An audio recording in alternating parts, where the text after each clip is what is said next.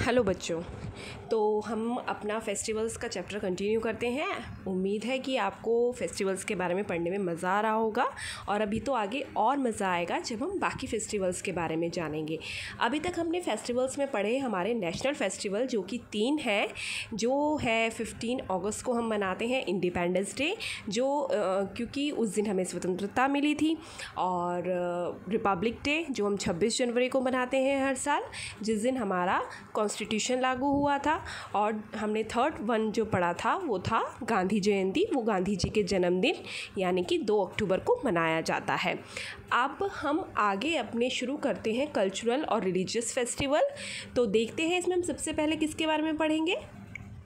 इस पिक्चर को देख के तो आपको पक्का आइडिया हो गया होगा कि हम किस त्यौहार के बारे में बात करने वाले हैं।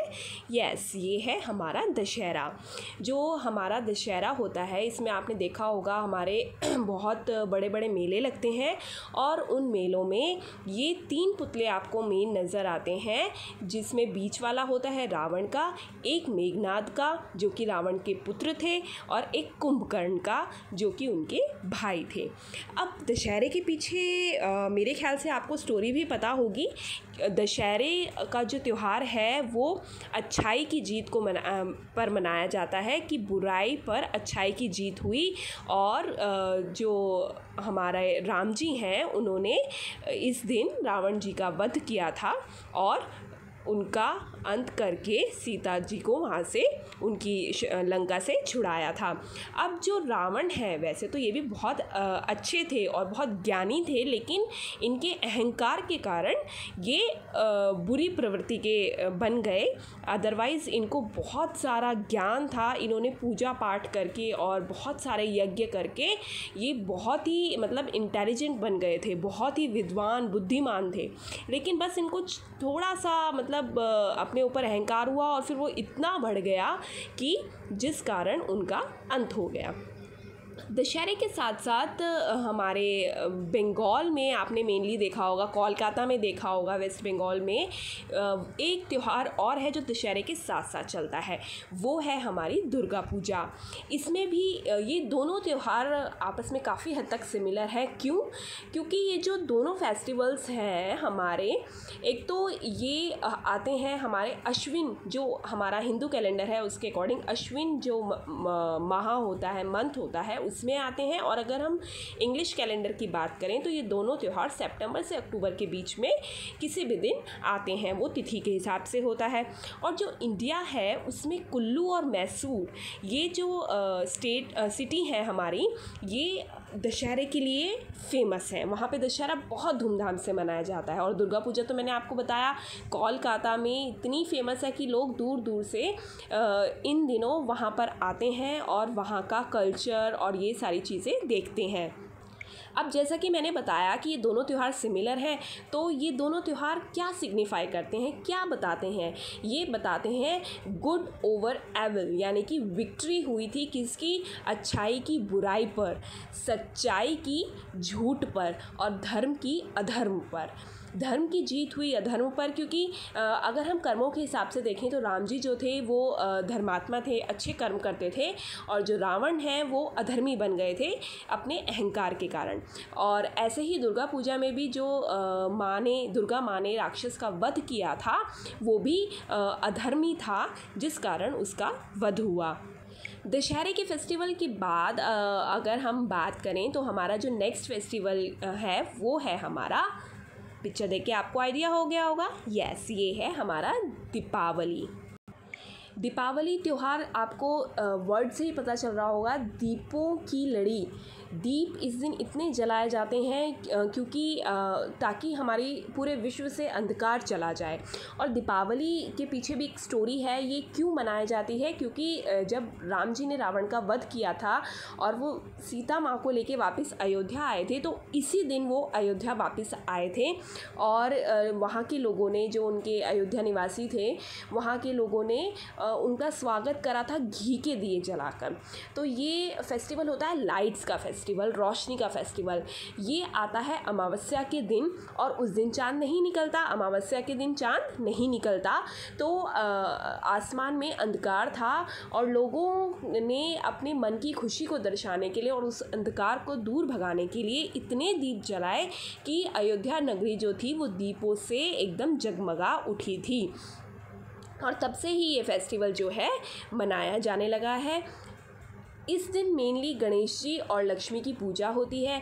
गणेश जी तो हर काम में सबसे पहले पूजे जाते हैं, ये तो आपको पता ही है। इसके पीछे भी स्टोरी है जो हम आगे चल के डिस्कस करेंगे क्योंकि अभी वो इस लेसन में नहीं है।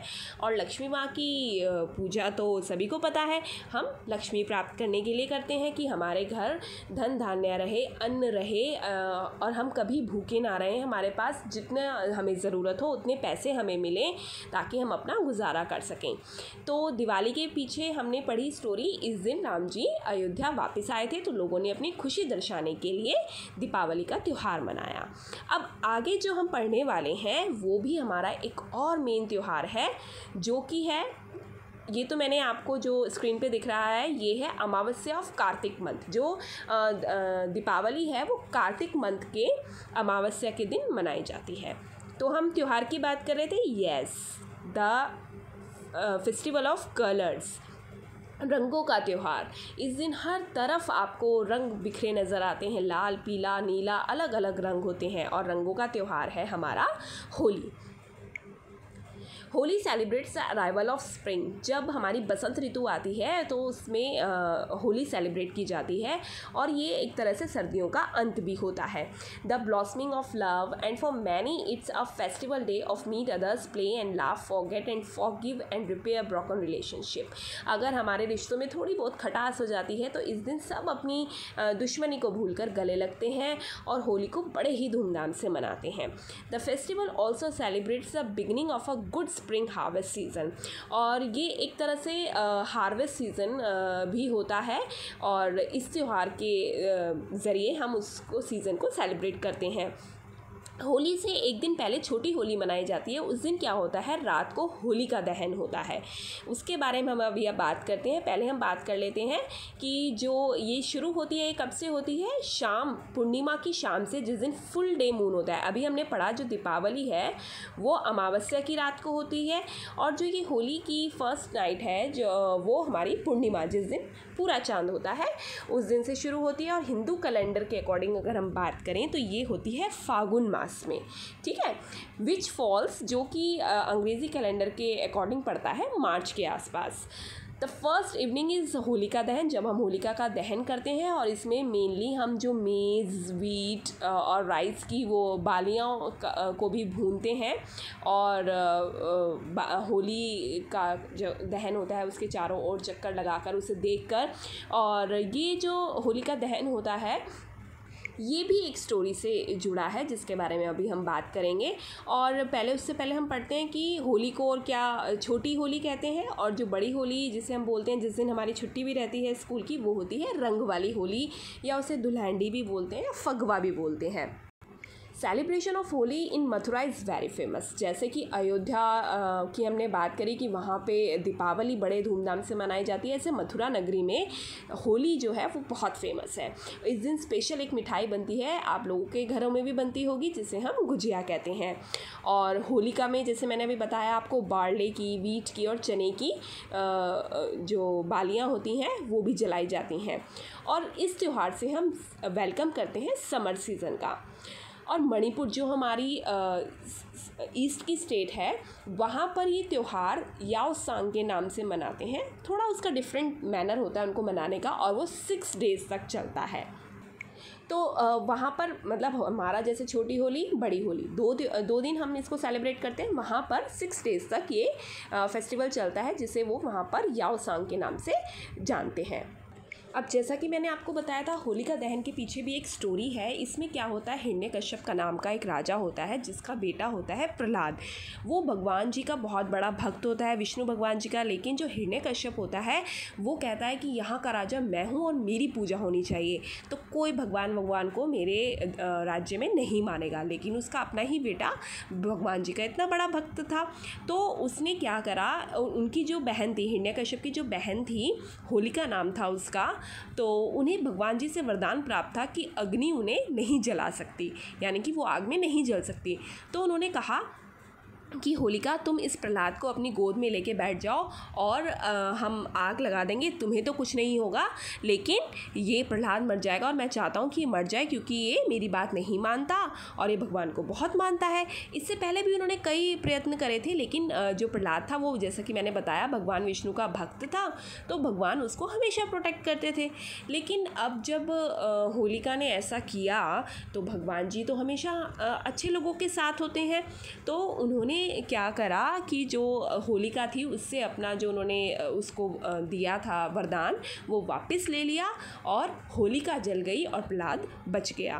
तो प्रहलाद के बचने पर हिरण्यकश्यप को भी यकीन हो गया कि हाँ भगवान का अस्तित्व जो होता है वो होता है, और तभी से होलिका दहन हम करते हैं ताकि हमारे अंदर की सारी बुराइयों का अंत हो जाए और हम एक अच्छे इंसान बन सकें जो भगवान को माने, जो अच्छे काम करें।